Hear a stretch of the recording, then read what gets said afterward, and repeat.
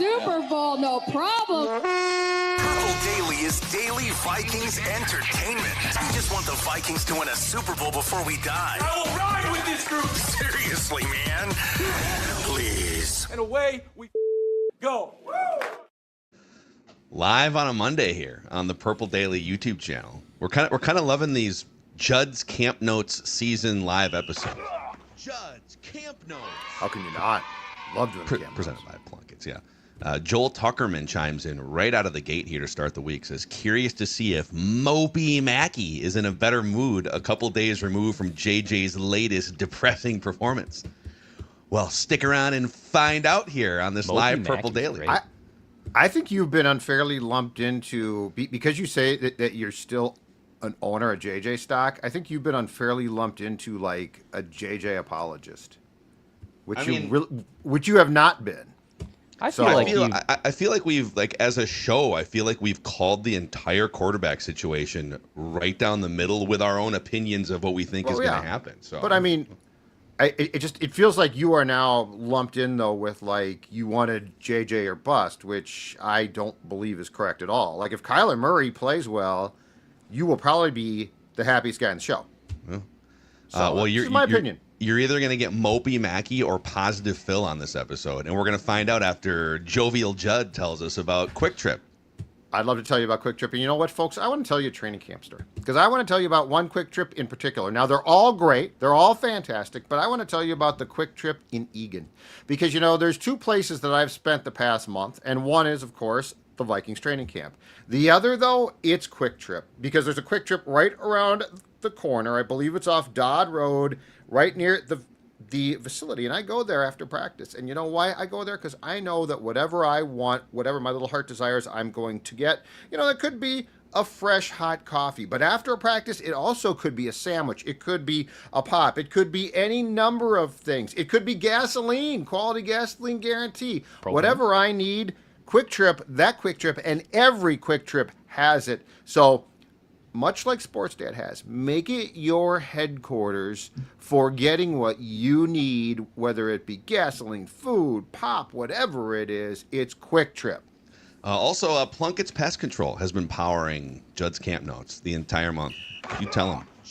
Yeah, well, you know what? Sports Dad has one problem. He's got a lot of problems, but he's got one problem. Sports Dad does not know how to keep pests out of his house, but that's okay because the experts at Plunkett Pest Control know exactly how to do that with their Home Guard service. And when we're talking about Home Guard, we're talking about not waiting until the pests have moved into your home. That might be in the summer, but they could be scouting your house for the fall or winter right now. Well, guess what? Plunkett's, their experts are going to come to your house. They are going to make sure that all of the available scouting areas, the little holes here and there that you don't see that mice do, they are sealed up. They're also going to make sure that your house is ready for when it gets cold, so you keep the mice and the rodents out. Easy online scheduling and free estimates are part of what makes Plunkett's the right call. So schedule your service online at plunketts.net. Plunketts.net. Let the experts at Plunkett's make sure that your home is safeguarded from pests, rodents, and all those other icky things you don't want inside. All right, let's get started here. You tell us. You've got some Judd's Camp Notes preview items in Talkers. We also have another J.J. McCarthy hit piece. I think this is now the fourth one from kind of credible either national reporters or local or whatever. So we got hit piece. We got Judd's preview camp notes for a huge week with the joint practices and the game against the Ravens, and then move over Mopey Mackey. Positive Phil has 5 reasons why you should be excited for Kyler Murray. Where do you want to start here, Jed? Oh, I think the Kyler talker. Okay. Let's start with that, and then I've got some notes. Like I do think, while the coaches will tell you every week is important in training camp, I do think this is the most important week. Like I think decisions get made this week. Yeah.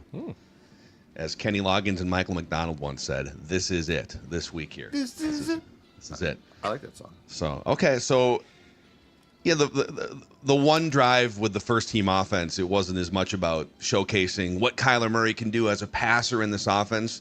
And we did the recap episode right after the game was over. We kind of loved just walk into the preseason and run heavy personnel and establish the run, not only in the game, but for the season with your new quarterback, some of your new blocking weapons too. Max Bredesen was out there as a starter for the first two. So this is less about looking at the first preseason game and more of a broad view of now that we've had spring practice, the first few weeks of training camp, Kyler makes his debut in the preseason. We've spent plenty of time talking about his flaws or reasons why he was available in the first place. Is this a good fit? Positive Phil wants to highlight the what could be, to steal a phrase from Kevin O'Connell in that press conference last week. So reason number one to get excited about Kyler Murray, he has motivation in two forms. I'll give you 5 of these. Number one is he has motivation in 2 forms. Form number one is the motivation of people thinking that you aren't a franchise quarterback anymore. The Cardinals are paying him $35-ish million to go away. Mike Sando talked to 50 NFL executives and coaches for his annual quarterback tiers piece, and they dropped him to 23rd and tier 3. Those are the people that evaluate players for a living in the NFL. Executives, coaches, coordinators. Cardinals are paying you to go away. The league thinks you're not anywhere near a top half of the league quarterback anymore. Then there's the financial motivation part of it. You could make a case, not many quarterbacks in the history of the NFL have a wider variance of what could happen financially in 6 months from now, or like in any 6-month period, than Kyler Murray. Because if he plays well, he heads to unrestricted free agency, likely being offered $100 to $200 million on a total like multi-year contract. If he doesn't play well, he's in backup territory, and we're probably looking at 1-year deals for like $10 or $15 million. So we are talking $100+ million, if not more, on the line financially if he plays well this season. So you're getting a motivated Kyler Murray, at least you should be, going into the season. That's the first reason to be excited about what could be here in the next few months. Yeah, and I love the second one especially because like this is going to be his chance at a payday, and could he have a not great year, get a chance as a backup somewhere? Absolutely. But yeah, there's, it's funny. Mark Craig, who did a big piece on Kyler last week for the Star Tribune, he asked Kyler that question directly about the first part of what you talked about, the motivation factor, because Mark went and covered the Hall of Fame game, which the Cardinals played, and then he asked Mike LaFleur about Kyler, and LaFleur, who didn't coach him, was like, we moved on instantly. It's not a problem at all. And so Mark presented that to Kyler, which is with how do you feel about that? And of course he downplayed it, but dude's a competitor. There's no way that he doesn't know exactly what happened there. And plus too, to your point, if Kyler has a good season, a lot of what went wrong can now be blamed on the Cardinals, right? Like, I mean, the Cardinals are, for the most part, yeah. Aside from I think the Bruce Arians tenure was pretty good, but anyway. Yeah. They have been a dumpster fire. So if Kyler rebounds with O'Connell and the Vikings, now I think it's, that was the Cardinals. So, yeah, I think you're spot on. There are loads of reasons financially and also just from a personal pride standpoint for him to play really, really well and to take this personally. Did you guys, I forget who exactly it was from Barstool, but made the comparison that Kyler Murray is legitimately the greatest athlete of our lifetimes? I saw that yesterday, yeah. For the reason in terms of like being a first-round pick, and he was like a top 10 pick in baseball too, right? So undefeated in high school, and in Texas, like 6A, like legit Texas high school football. Didn't lose a game as a starter, 3 championships. Goes to college, Heisman Trophy winner, number 1 overall pick, top 10 pick in baseball. Like, there's no other comparable person that has at least accomplished everything up to that point, and then also being the number 1 pick in the NFL, rookie of the year. Like, yeah, he hasn't won a Super Bowl. He's certainly, even at his peak, what Phil was talking about, is not like a top 5 quarterback really in the NFL. He hasn't shown that.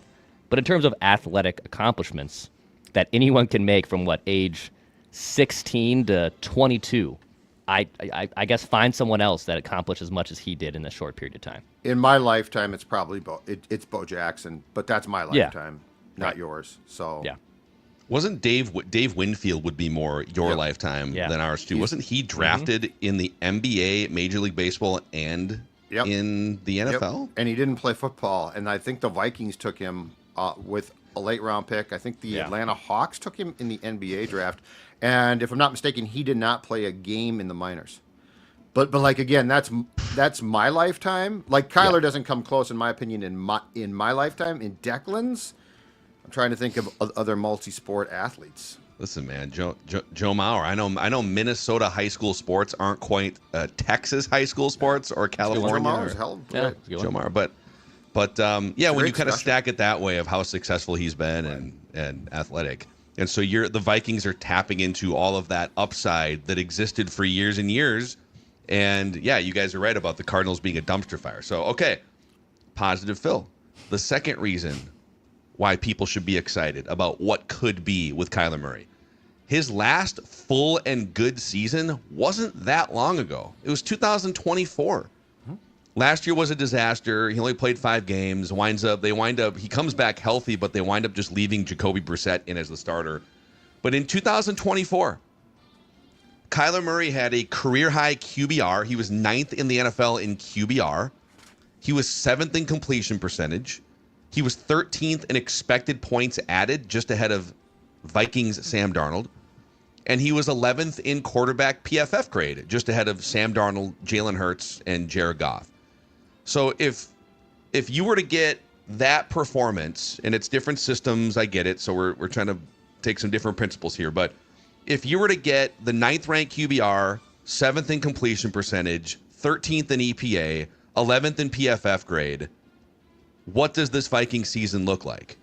And it's kind of a rhetorical question, but like pretty damn good, right? If you get a fringe top 10 quarterback and that defense and maybe a better running game, that's 12 wins. You're flirting with a division title, home playoff game. If you get a healthy Kyler, and I think that's the key, right? Like just from a starting point, it's do you get a Kyler who can play potentially, let's say 15 to 17 games. And then if the run game, which the Vikings are working on, comes along and the offense is tweaked, I honestly think, though, that this really, really starts beyond his abilities or not. I think it starts with his ability to remain on the field. I think if he can play, again, 15 to 17 games, I think we're talking about a probable playoff team when you factor in the run game and most importantly, the defense. I keep going back to this team won its last 5 games, and if they had beaten the Bears, could have been in the playoffs just once, or at the home game when they gave up the long return, the kick return, they would have been in the playoffs. So yes, I think we're literally talking about 2024. Probably the most important thing: Kyler Murray stayed healthy. Yeah. Do you think it's on the defensive front kind of funny that B-Flow revved the engine in that first half against the Giants? Like Jay Ward coming off the edge on a blitz. He let Jamal Adams linebackers coach call plays, and that dude, and they talked about this, that dude's auditioning. Again. I want you to blitz all night. Imagine being given the keys to that car for one half. And you are not going to get in that car and go 35.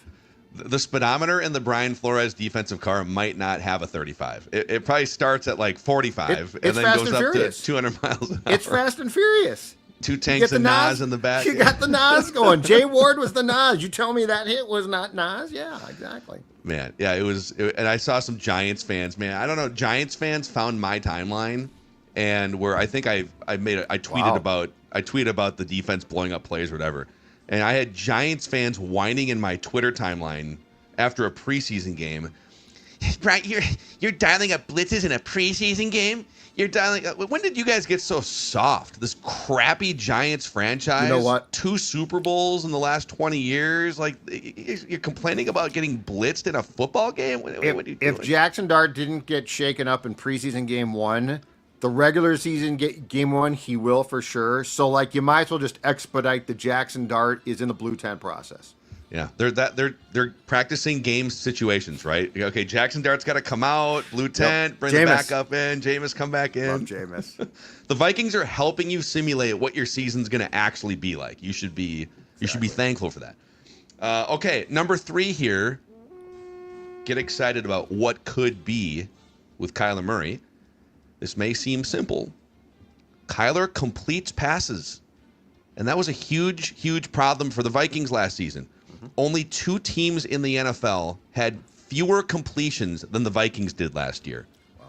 Kyler, the last 4 years, so 2022, 23, 24, 25, 10th in on-target percentage, 7th in completion percentage, especially on the shorter passes. So when he throws a pass, if you go back to his last full season, 2024, when he throws a pass within 9 yards of the line of scrimmage, and again, you probably have to do more than that, which has been the criticism, but within 9 yards of the line of scrimmage in 2024, Kyler Murray completed 86% of those throws. So if you're looking for quick, if you're looking for ball out, or you're just looking to complete a pass, you could do a lot worse than Kyler Murray the last 4 years. Declan's going to love this one. In that last full season, 2024, guess who led all NFL quarterbacks in yards per attempt on screen passes?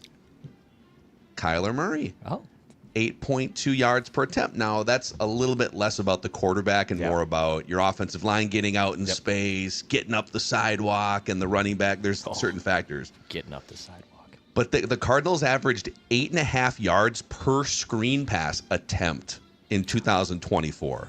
It came down in the 5 games he played last year to like 5.5 or 6. But you know, you need the ball out around the line of scrimmage or 5 or 10 yards down the field. He is one of the better short distance accuracy quarterbacks in the NFL.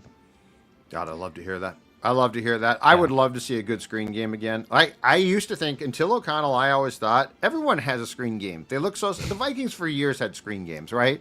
Like really effective too, because we're talking 10 yards turns into 15 or 20. And then it all changed. And so I've been with Dex in lockstep. And can I suggest this too, as far as the screen game goes? I have a note on that in a minute. I don't want the Packers, the Bears, or the Lions to hear this, but don't sleep on Max Bredesen being part of the screen game. Max Bredesen, who, by the way, if you want to see Yak, he will leave humans lying in his wake as he compiles Yak. Well, is that Yak catch and contact versions of the Yak, right? Both. Yeah, the Yak can mean 2 different things. Yards after contact. In fact, can I suggest this, a new stat that I don't think exists yet, and that is IC, initiating contact. Oh. A man that goes out of his way to go at the defender to knock him flying out of bounds. I love that they started him and just fed him immediately in the first preseason game. Dude, it was. I'm jacked about this. There's some old school things I like. Max Bredesen is an old school thing I like. Judd Bredgad. Judd Bredgad. I'm a fan, man. I'm a fan. He is not your ordinary fullback. Okay, he is a cyborg. Real quick, people saying, well, the Declan could complete short passes. Yeah, and okay, like obviously you have a higher completion percentage of short passes. But I couldn't. Just and also my shoulder is just. You want to know how great the athletic ability is in this guy's arm right now? I probably threw like 15 innings of wiffle ball on Saturday at this bachelor party, and AJ I think once like threw out his rotator cuff playing wiffle ball. I might need an examination too. Like I threw hundreds of wiffle ball pitches in all sorts of different directions. Wow. And this is my life now. At 33, what do guys do at bachelor parties in their mid-30s? They play way too intense long games of wiffle ball. I kind of like the wiffle ball bachelor party idea. Yeah. I mean, you're probably drinking throughout the day regardless, but it kind of it breaks up the monotony of just sitting around and drinking the whole time. It was a good pace to break up with the Bulls. You guys play your games. But if you look at short distance accuracy in the NFL last year, so J.J. McCarthy, for example, on passes thrown from the line of scrimmage to 9 yards out, was under 70%. He was 40th in the NFL. Actually, Patrick Mahomes is pretty bad on those two relative. He was like 70%. So I'm just saying Kyler Murray is better at that than the average quarterback in the NFL, and better than Declan with or without the shoulder soreness from wiffle ball. So, okay, 2 other reasons to get excited for what could be. Looking at the positives here for Kyler Murray, he gives the Vikings multiple ways to pick up first downs.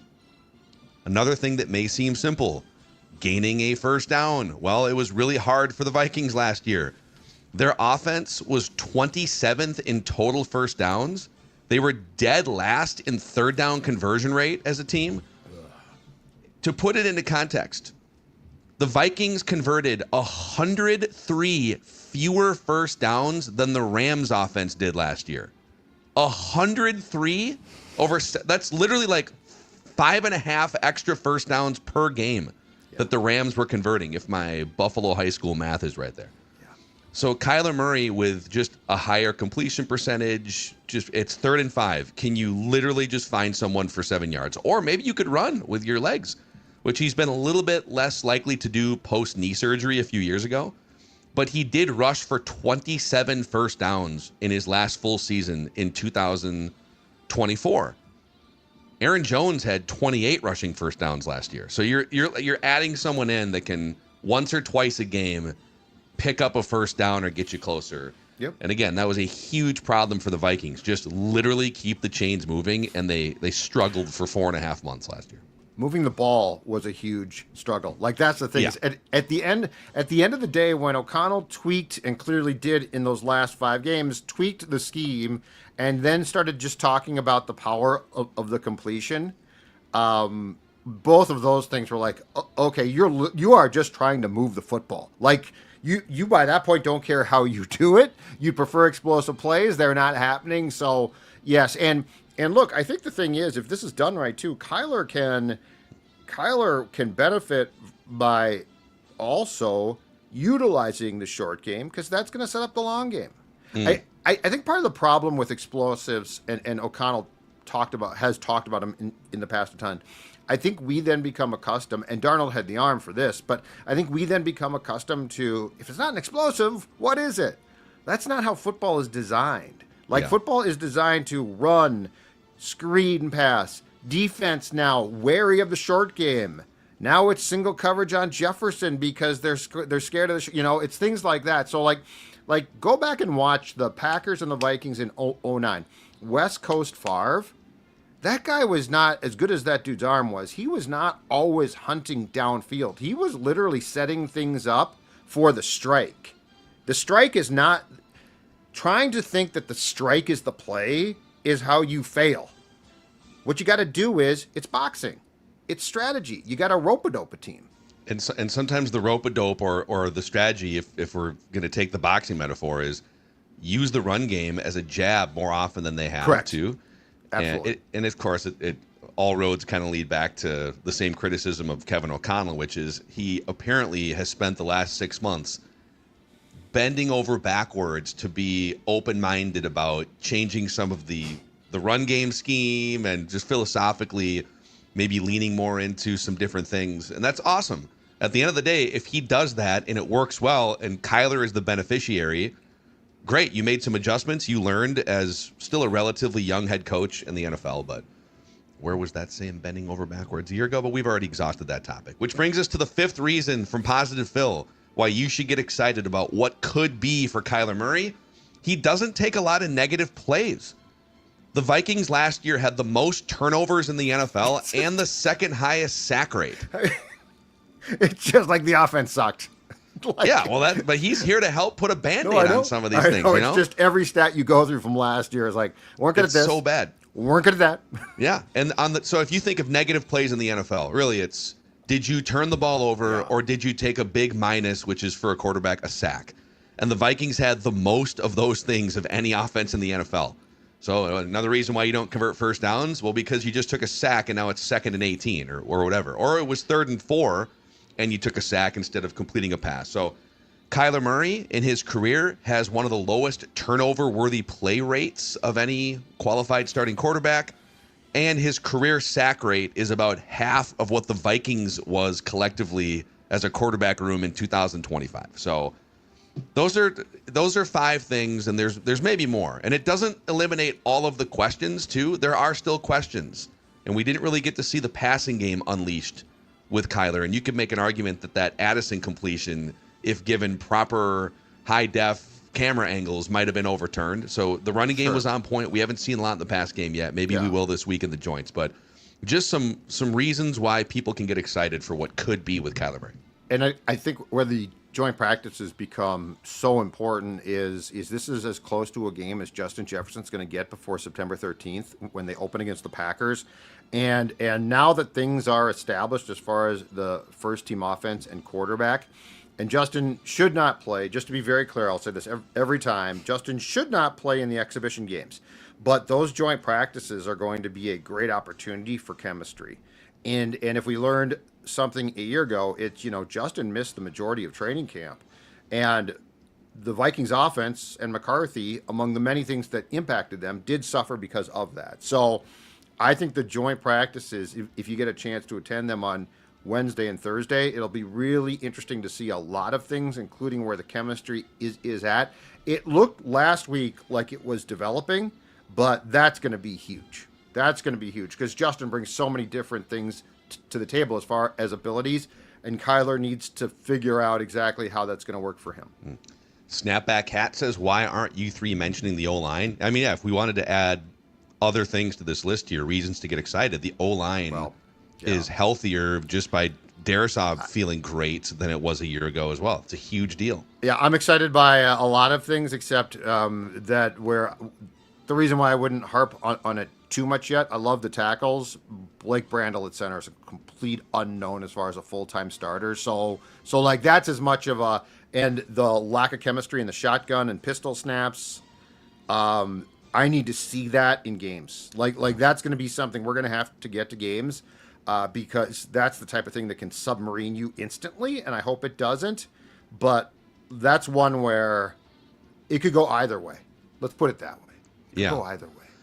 Yeah, and I think if you felt great about a development center prospect, if Michael Juergens was, but Michael Juergens was a 7th-round pick, and so it is. Like I said, this exercise is not to eliminate all questions.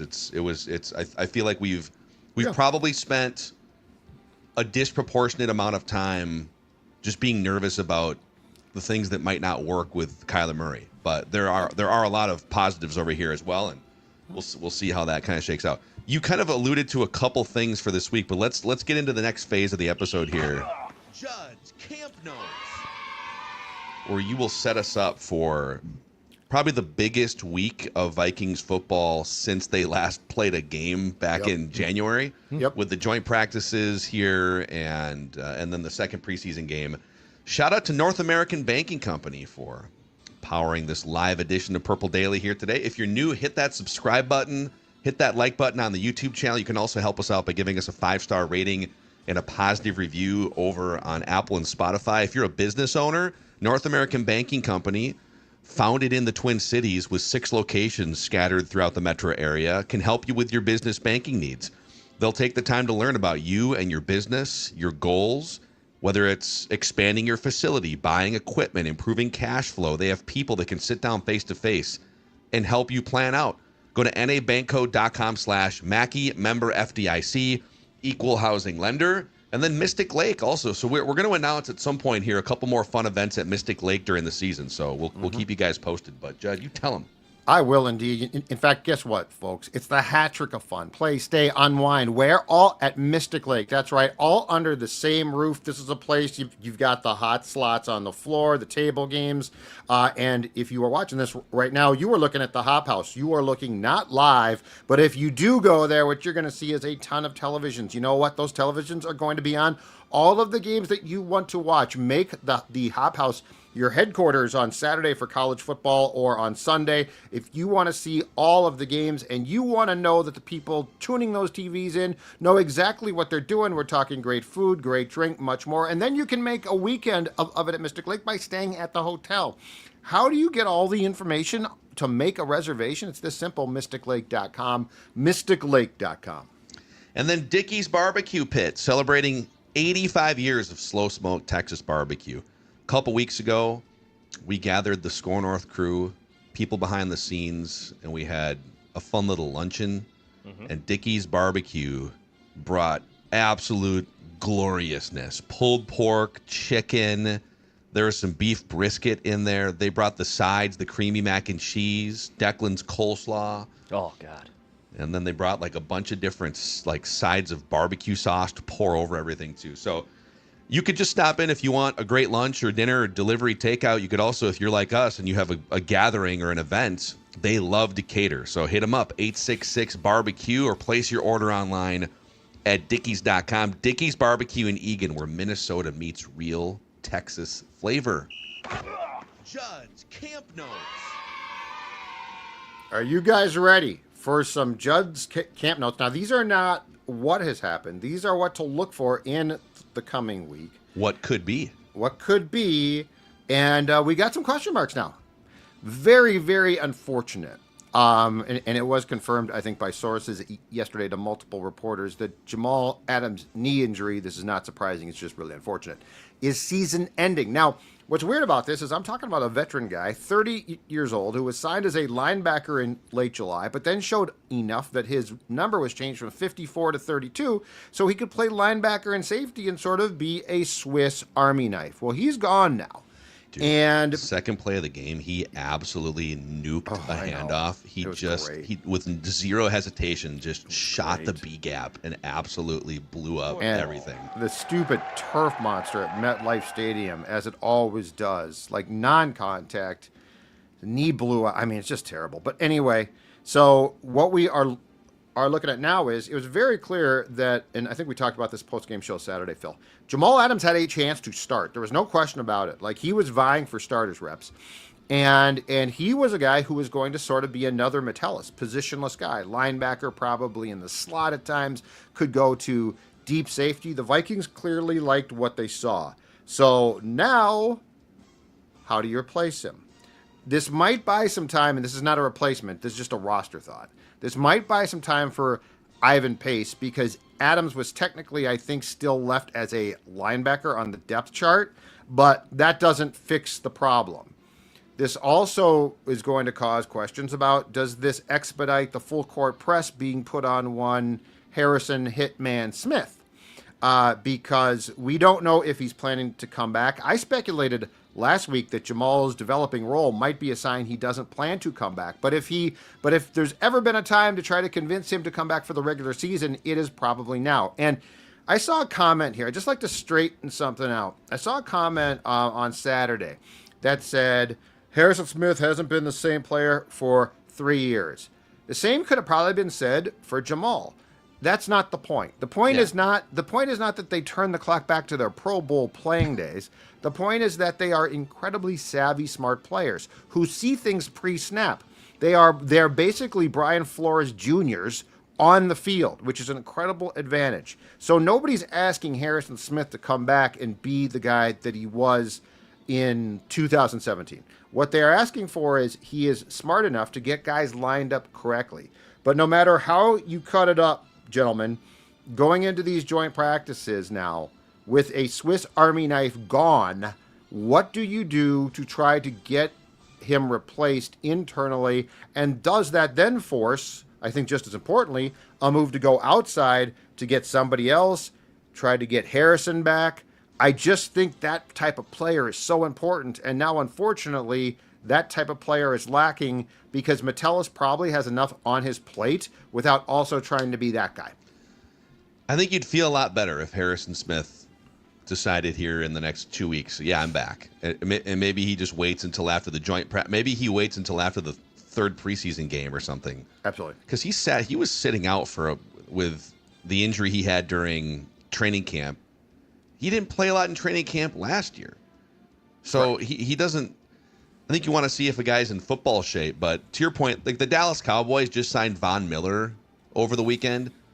You're not signing Von Miller because you're hoping that he's the Von Miller from 6 years ago. Just like if you bring Jamal Adams in, you're not hoping that he's a 1,000-snap guy and Harrison Smith. But is there a place for 70% of the peak Harrison Smith for 50 to 60% of the snaps, while Josh Metellus and I'd love to see more Jay Ward. I mean, that dude every year has I think you will. Impressed and improved, and he absolutely just destroyed Jackson Dart on that blitz. Yep. Oh, God. On Saturday. So, but if you take Jamal Adams off, which he's not coming back, and you don't bring Harrison Smith in, and Jacoby Thomas, who was your day 2 draft pick, has now missed a week and change of practice, all of a sudden that room starts to feel really thin. Mm-hmm. So yeah, it is a really interesting room to keep an eye on here for the next 2 or 3 weeks. Yeah, and I think the joint practices are going to help them get an idea of where things might trend. And I think Jay Ward's going to play a ton. It's just so clear that Flores values the long in the tooth elder statesman. So it's almost like a different role. But so with him out, we'll see where that goes. Now let's go to the next thing on defense. Let's go to the edge rushing room, the outside linebackers in a 3-4, if you will. By the way, before we get into the minutia of this, Dallas Turner looks like a beast, dudes. Dallas Turner had a sack on Saturday. He looks like a beast. Can I say that sack was like it was a gimme. It was, but in addition to that sack, you're saying he's looked like a beast throughout. Yes. I didn't look at that sack and think, oh my God, Dallas Turner. No. Jackson Dart just like walked into that one. But no, that dude. But I'm just saying, as far as conditioning goes, as far as the fact that he led the team, I think 8.5 sacks last season. I think the fact that, much like Jay Ward, he's learning. Like the Flores defense takes some time, and we can certainly get to that with Caleb Banks and Big Citrus. But Van Ginkel and Turner are set. They both played on Saturday, but we still have a situation where the backups are Bo Richter, who also had a sack, I think, in the second half on Saturday, Chaz Chambliss, Cameron Stewart, and Arden Walker. And I think these practices coming up are going to be influential in deciding how comfortable that they are with the guys I just mentioned as the backups, or a couple of them potentially. Mm-hmm. Bo Richter seems to be developing. That's great.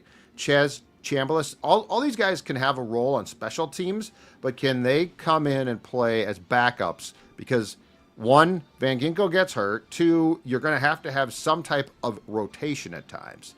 So I think these 2 practices, if you attend them, keep an eye on those backup edge guys, because there's going to have to be a decision made. And we've talked about this.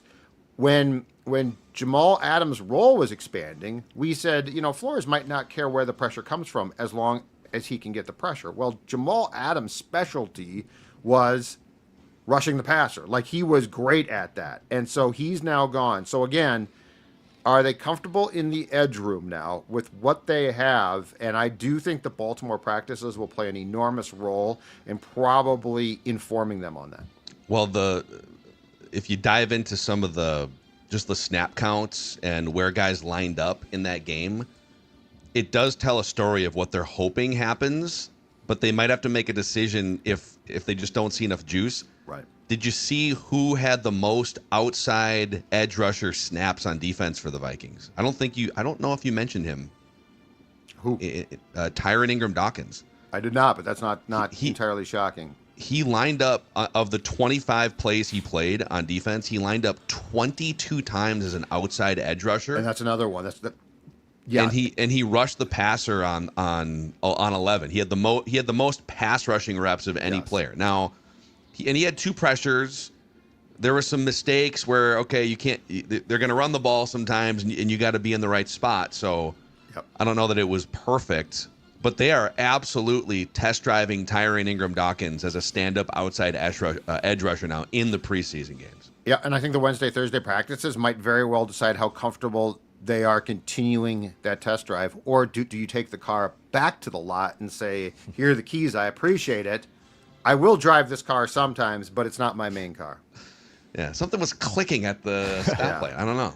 Yeah. I couldn't figure out how to connect my phone to the Apple CarPlay. I don't know what's happening there. Obviously, Jamal Adams can do both. He can rush, he can play all these different positions, so that's a loss. But I guess, Joe, would you say it's more important for them to find more edge rushing depth, or finding someone to replace this safety position, or figuring out this? Because I think finding one guy to do everything Jamal Adams can do is it's almost impossible. I know that kind of sounds crazy because he's a little longer in the tooth now and not the player he was. but is it more important to find edge rushing depth, or more important to try to fill this backup safety or roving safety role? I think I think the most important thing is the latter. And it's not just the backup. It's the fact that I think Flores will miss already does the fact that he is now not going to have a coach on the field. Metellus probably comes as close as you can get, but he's not exactly an old guy. And so I think if he has to do it, you might be able to get by. But the ability of like a Jamal Adams or a Harrison Smith for sure, pre-snap reads and adjusting everybody. Like Flores can't do that. He can't. He physically cannot do that. Harrison could. So I think it's the latter. And I think to Phil's point, the Tyrion Ingram-Dawkins type of factors have to be gauged, and the Baltimore practices will help a lot in, does this guy have the juice to do this? That doesn't mean that Ingram-Dawkins won't start. It doesn't mean he won't play end a ton. It does mean that's a very specialized role, and does he have the juice to actually kick outside consistently and provide the pressure that they want? That's my question. Judd's Camp Notes. What else are you looking at this week? Oh, another one, because this guy is clearly earmarked to make the roster, but I need to see more. And that is, on the other side of the football, Damon Claiborne. So Damon Claiborne played a lot on Saturday, and he's got the blazing speed, at the combine, 4.37 in the 40. He averaged 25 yards on 2 kickoff returns on Saturday. He also led the team in rushing attempts with 12. He gained 34 yards, so and his long was 9. But you could sort of see what they're after there. If this guy can turn the corner, and there's a lot for him to learn there, but if this guy can turn the corner, he will be a blaze. Now, the question is, can he catch the ball? In the receiving game, he was not thrown a ball. Can he pass protect? He actually had at least one really nice where he upended the defender coming in pass protection, so that was a good sign. But I would say that you are going to get the full Damon Claiborne experience this week. Like, I think they're going to put him in a lot of situations to see what he looks like. He is earmarked to make the roster. It's very clear, despite his terrible first day or first couple days that Phil and I ranted about, and I know Phil pulled back. I still want to see him do more, but the speed has them super enticed, and he will bring something that they do not have in that room. With, Jordan Mason is in superior shape, looks really good, looks far faster and leaner than he did a year ago. Aaron Jones, as long as he can stay healthy, looks good. But Damon Claiborne is your burner, and if you can trust him, he makes the roster. Yeah, he was. I'm just trying to find, because they know he's a burner, so it's going to be less about, if he gets a well blocked play up front, can he get to the second level? It's going to be a lot of the other things. Also in the run game, I would say if a play is not well blocked, is there a way where he can find a way to get 4 yards or 5 yards and make something positive? But in terms of the plays where he's going to be asked to pick up a blitzer, I think he was 1 for 1. Yeah, it was the one that we saw. Yeah, upended the guy. It's a nice block. Yeah, although I don't know, man. Maybe they might have not given him credit on one of these, because they said he gave up a pressure too. But yeah, I saw what you saw, which is, whoa, okay, he just stood a dude up in the gap there. So it's going to be some of that stuff, and catching. You can't just not be able to catch a pass. So there's no such thing as an NFL running back that just like drops everything. You're not going to be trusted, and to this point in practice, he has not been trustworthy in that regard. Catch a pass so that you can stay on the field and be allowed to break a 30-yard run or a 40-yard run at some point. But I think at this point there's a pretty clear line. Aaron Jones in this system, and he busted off the 18-yard run right away, right out of the gate. And Jordan Mason, who also similar kind of outside zone heavy system in San Francisco, is really good.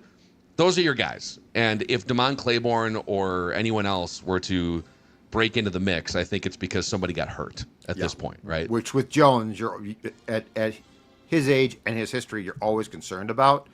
And look, I mean, also, Damon Claiborne, can he hang on to the football period? I'll keep coming back to, if he has, my house is right now, by the way, shaking. because these guys, these jokesters, are outside digging up the street to put in sewer pipes. So literally, my house, my These bobbleheads jokesters. are shaking. Yeah, we shaking. I don't know if we can really hear. Can't it. hear anything. I'm We got surprised the, you can't we got the hear football music in the background too. Like, well, anyway, I heard a dog bark like 5 minutes into the show. That was the only thing. That was. I externally think that was heard. Maya. That was Yeah. Maya. Mackey. yeah, that was not Barney. He does not have that. Yeah. He's got the high pitched bark because he's small. Yeah. Yeah. But you're So- right. I think you're That's going fine. through it over there because your whole office is rattling, Yep, but you've yep. held it together I pretty feel well. like I'm here. on a roller coaster ride. But yes, the ball security thing is huge as well. And yeah, my main concern is one of those top two gets hurt, and if Claiborne's your next man up, can he step in? And I do not believe, if I'm correct, Cam Akers has signed elsewhere yet. So He's always available. don't be surprised if Cam returns, not for a 6th-round pick this time around. Always available. Cam Akers. Judd's Camp Notes. There's one guy in here. I think he gave up, but he's just been trolling the entire episode, wanting us to talk more about John Elway. Why don't we talk about John Elway? And Rich Gannon here. Yeah, there he is. 7 Addis. Purple Daily guys, tell us about John Elway. So people have been doing this, throwing it back. We asked Thor before the 2024 draft. His initial comp for McCarthy was Rich Gannon. Like and it's not like he's 100% going to be, but it's Rich Gannon where he's a little bit younger when he's drafted and he's a little bit more of a development project, but you can see some Rich Gannon in there. But then we made him give us the bonanza comp that if he pans out to be 100%, who is that comp? And he mentioned Elway. I saw a couple other analysts too say McCarthy, like his body and everything, looked a little bit like 80s John Elway. And by the way, as a long-term J.J. McCarthy stockholder, we'll see. I think a fresh start, just a coach that he connects with. I could see in a couple years, you finally get the J.J. McCarthy that the Vikings hope they drafted. But what's funny is when people make fun of the Elway comp, if YouTube and sports radio and social media existed in 1983, Denver, if there was like 24/7 Denver Broncos media, they would have savaged the Broncos for drafting this bust in John Elway. They traded John for him. Elway was awful as a 23, 24-year-old quarterback. Awful. He refused to play for the Baltimore Colts. Yeah. He and his old man threatened to go play baseball, and so Yeah. they traded his ass to Denver. Yeah. And Rich Gannon, by the way, who was Yeah, not a this first-round pick, but he was Rich Gannon, who was drafted by the Patriots, and then did they They tried cut to move him. No, they tried. I think they were going to make him like I forget. They were going to make him a non-quarterback, like a running back or something. He's like, okay, no. Okay, And yeah. so the Vikings took him as a QB, but his career, I think people think of him as the MVP, but he was old by then. He was the 52nd overall pick in the baseball draft, going back to our other comp. Elway? Was. Oh, yeah. he was. Yeah. Oh yeah, Yeah. Yankees. Yes. I think he was Yankees. 6 Yeah, spots ahead of Tony Gwynn. yeah. He Wow. was a stud athlete too. Yeah. At Stanford. Yeah. Yeah. Another. Not in our lifetime, maybe. Yeah. Maybe it's more But in Judd's mine- lifetime. Yeah. In mine. And then to finish the Rich Gannon point, and again, like maybe McCarthy winds up being a bust. But it's just funny that people are like, well, okay, if it's like one of those, like I used to play Mario Kart and do the time trials, it'll put the ghost driver that you're trying to beat the time for. John Elway still at the starting gate at age 24. So take a breath. But Rich Gannon didn't start a game until year 4 when he was 25 years old, and then wasn't an actual good quarterback in the NFL until he was like 34. He didn't make a Pro Bowl or put up like full season big production until he was with the Raiders in 1999 after getting drafted 13 years prior. So now you don't draft a quarterback hoping that in 14 years maybe he'll be good. I understand that, but just want to say let's take a breath on the John Elway and Rich Gannon, dude. Let's in 5 years you can clown people if you want to, but not when a guy is 23. Well, I don't think the commenters care about that. I think the commenters are honk clown people right now. Yeah, but if you're gonna clown, we get to clown back sometimes. That's the beauty of two-way communication here. Camp Notes. Yeah, Purple Daily. Phil. There is another hit piece too. Oh, you got another camp? Oh, note? I just got one more. I just got one more. of the draft picks, I would just like to say this week will be very important because I think it's fair to say that Caleb Banks and Dominic Orange got a welcome to the National Football League moments on Saturday, which is you can be a very big man. And in college, you can kick people's asses up front. But you know what you can't do in the National Football League? If you're lacking leverage, if you are lacking technique, if you need to learn, you are going to be dominated. And both of them learned exactly that. I'm not saying it's fatal. I'm not even saying it's a problem. I am saying I think that was among the things that got put on film on Saturday that will be incredibly valuable teaching tools. I think those two both put a lot on film that the coaches can now say, okay, let's work on that. And that's the whole point. That's also going to be the point of the joint practices. So that's my other thing to watch is Big Citrus, Caleb Banks. If you were expecting them to dominate, now I do expect them to play, but if you're expecting them to dominate, definitely need some refinement there. So better to learn now than to get to the season and have it be a problem. Yeah, after the big 40-yard third down conversion, 3rd and 26, it was like 2 plays later. Big Citrus did have his best play, which was shooting the gap and kind of blowing up run play. But yeah, there was a lot of learning opportunities there for sure. And you find out what and preseason speed is not regular season speed. And the Giants starting center, John Michael Schmitz, has been out. He did not play in that game. Third center's playing. Yeah, so you're not even like really playing the full first team offensive line. But yeah, those are Judd's Camp Notes. Judd's Camp Notes previewing a huge week here. Thank you, Plunkets. Shout out Plunkets. Yeah. And shout out to All True as well. This is your last chance the next week and change here. Actually, the next 4 days to win a VIP experience for the Vikings home opener with All True. The prize includes 2 tickets to Vikings Packers for the opener, September 13th, 2 sideline passes to hang out on the field before the game, and flights and hotel if you need them. All True was founded by former Viking Kyle Rudolph to raise money for charitable causes. All proceeds will support the Minnesota Vikings Foundation and their work in the community.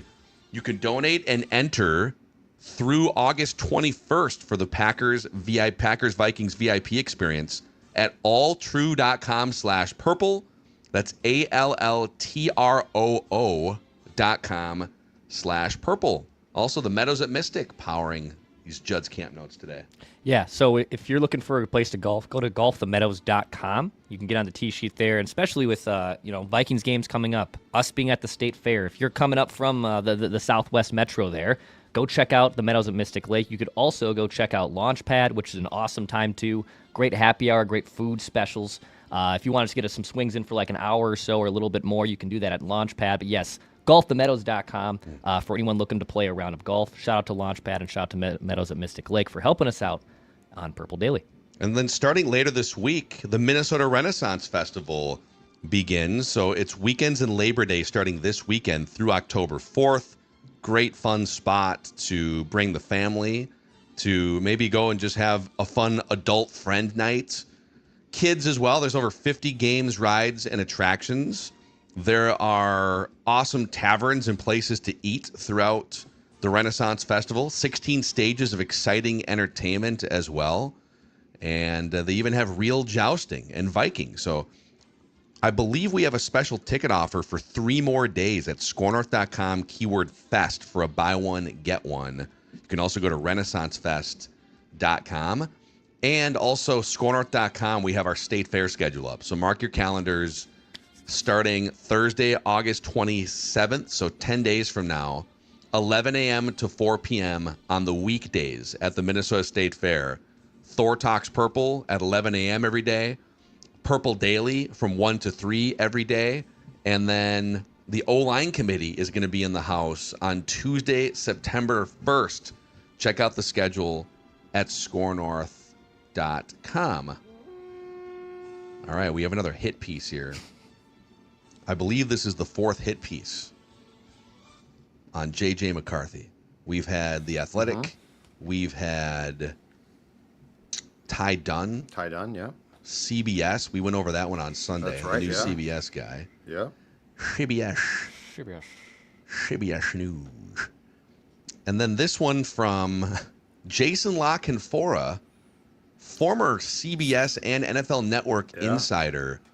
I don't know how or why he's writing for casino.org right now, but he is. Are they paying? I don't know if they're paying. I'm assuming they're paying. Hope they're paying. But he still has some sources inside the NFL, and he wrote this a couple days ago, that the orchestration of Kyler Murray coming in, quote, this was all O'Connell. He was all in on Kyler, said an agent who represented another top free agent quarterback and had a firm pulse on the market. So I don't know if it was like Geno Smith's agent or somebody else said, oh, yeah, KO was all in on Kyler Murray. McCarthy quickly fell out of favor in Minnesota, playing at a warp speed, often out of control tempo, while failing to improve his decision-making or develop touch on his throws. He didn't handle his staccato development very well, could be moody according to team sources, and failed to build on-field chemistry with the club's highly paid playmakers. Quote from one team source, it just wasn't a good fit. It was pretty bad behind the scenes. And then I believe, La Canfora notes here, McCarthy, quote, would prefer a fresh start as soon as possible, which was kind of a quick little aside at the Agents end of, from McCarthy's camp telling La Canfora that? That's interesting. that feels like, if that's the sentiment, it feels like it would be coming from McCarthy's camp. But Yeah, for sure. just another, that's now the fourth. And, La Canfora, he has been plugged in over the last 15 or 20 years. Yeah. And so he's citing a team source and he's citing an agent with this information. And then he also threw out the Giants as a potential landing spot, as like and a the Eagles. sneaky, And you gave us 5 on Saturday. Did not include either of those teams, so make it But I mean, make it 7. To go back to what we've talked about, unless the relationship, and we have no idea, unless it's untenable, I mean, you can just hold on to him. Unless it's going to become a problem behind the scenes, and we have no idea what's going on there behind the scenes, but just hold on to the guy. It has felt like there's more going on behind the scenes than is public, but sure, there always Kevin O'Connell and the Vikings continue to say, this is just, we're being transparent. So I guess we just take Kevin O'Connell at his word until something else happens. Well, transparency wouldn't include McCarthy's camp, melting down at the Vikings privately. So, hey, let me tell you about what went on today. Oh, boy, do we got problems back there. There's a disturbance in the kitchen, to quote Curb. There's a disturbance. Well, what type of disturbance? There's a disturbance in the kitchen. General disturbance. General disturbance. But, yeah, it's interesting, and it feels like that story might not be played out. I will not be shocked. I will not be shocked if he's traded. And I guess if he's not, it will be an indication that he indeed did want to stay here, which he says publicly. What I can't tell, and I guess we will find out, is if you're another team that really liked him during the draft process a couple years ago. Yeah. Would you be lurking around in the next 3 weeks looking to buy low on an asset that is not that old yet? Right. And has only played 10 games. Yeah, hell, I guess we liked him a couple years ago. Let's float a 6th-round pick or a 7th-round pick and just get him in the building for a year and see what's going on.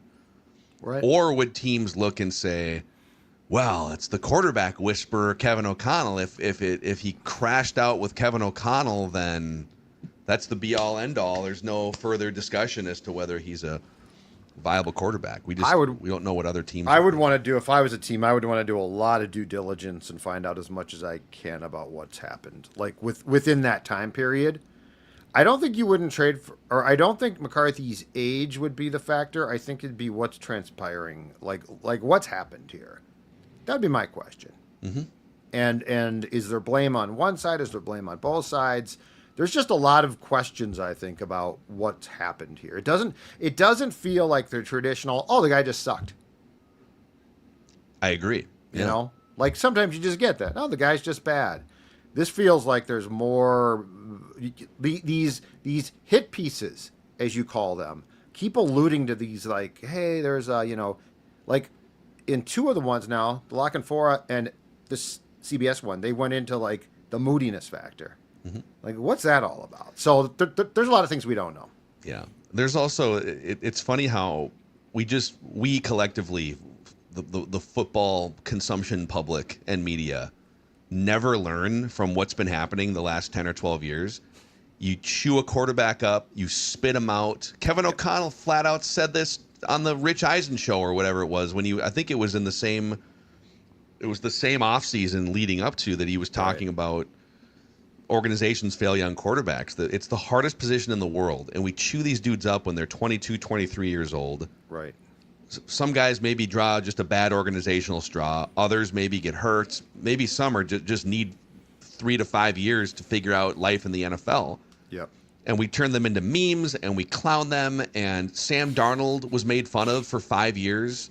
Right. Just an absolute poster child for being a bust. Yep. And, same thing has happened with other quarterbacks too. Mac Jones. And then all of a sudden, okay, you give Mac Jones a chance to take a deep breath and reset with a good organization. Oh, look what happens. The guy's going to go make $30 million a year the next time he hits free agency here.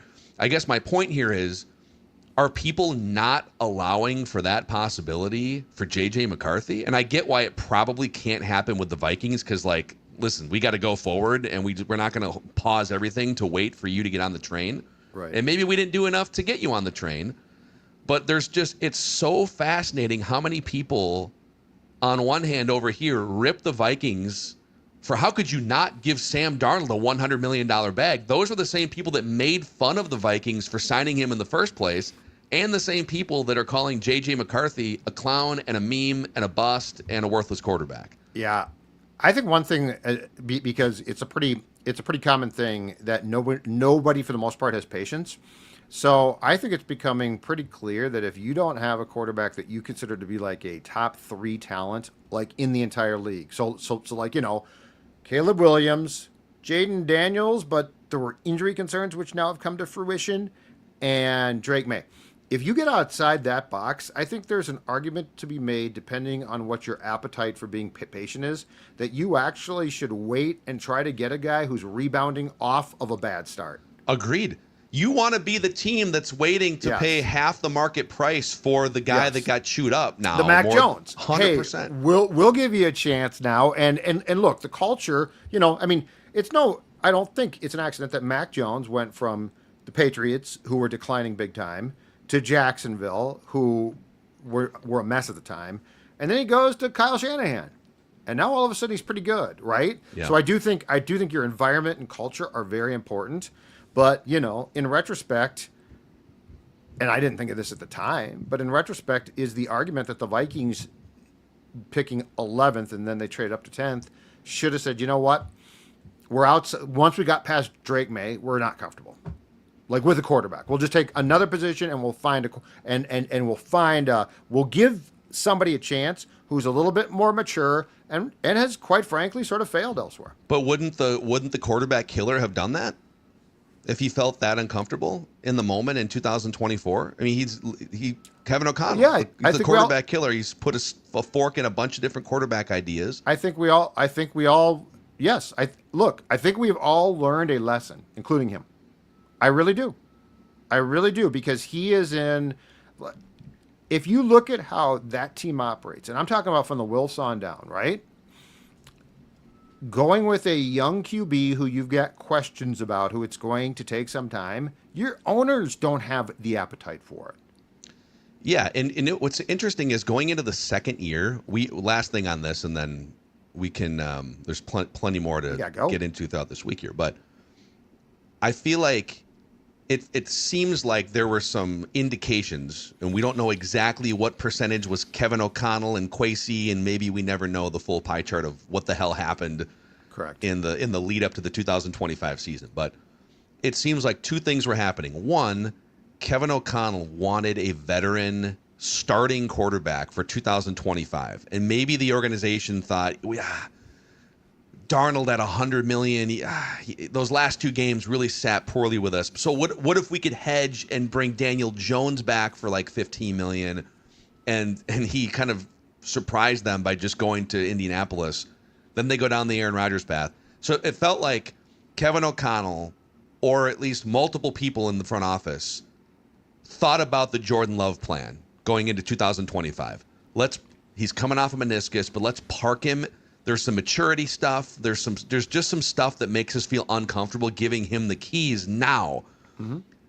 What led to them giving him the keys with Sam Howell as the backup? Like, that's where it all. If they had decided a year ago, right, we like him, but he's not ready yet for a few different reasons. So let's go and put him on the Jordan Love plan, and let's check back in when he's 25 years old. Why didn't that happen, and who deserves criticism for that? Well, and Those I think are we're the open question. And I think where Kwesi gets the entire blame is the Daniel Jones component. Like, I think they told him keep Jones, and he lost him. And now the question in retrospect with Kwesi is, why did they trust him?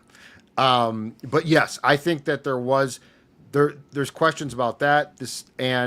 I'm also, you know what? It makes sense that if O'Connell said, we should have kept Sam or something like that, then the response is, hey, Sam crapped out against the Lions in part because of you.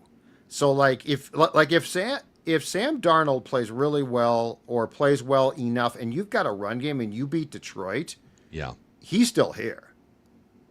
Like, if nothing else, you franchised him. So there's so much blame to be shared here. But I also think there's a lesson to be learned, which is if you don't have the appetite for a quarterback that you're going to draft 9th, does Bo Nix develop here? I don't know. I don't think so. I mean, Sean Payton rigged things up especially for him. Sean Payton's been doing this for 100 years. So there's just a lot of questions there, but I would be hesitant from now on with how this organization operates to ever draft a quarterback again who you don't just perceive as a surefire, like I said, Drake May, and then there's a line. And at that line, you're drafted in a different position. Too bad to say, but it's how I feel now. Yes. Yeah. Won't be the end of that thread. We'll see if there's another pivot point at some point in the next few weeks. But a few football podcast announcements in addition to your 365-day-a-year favorite football podcast here. We hope Purple Daily. Hit that subscribe button.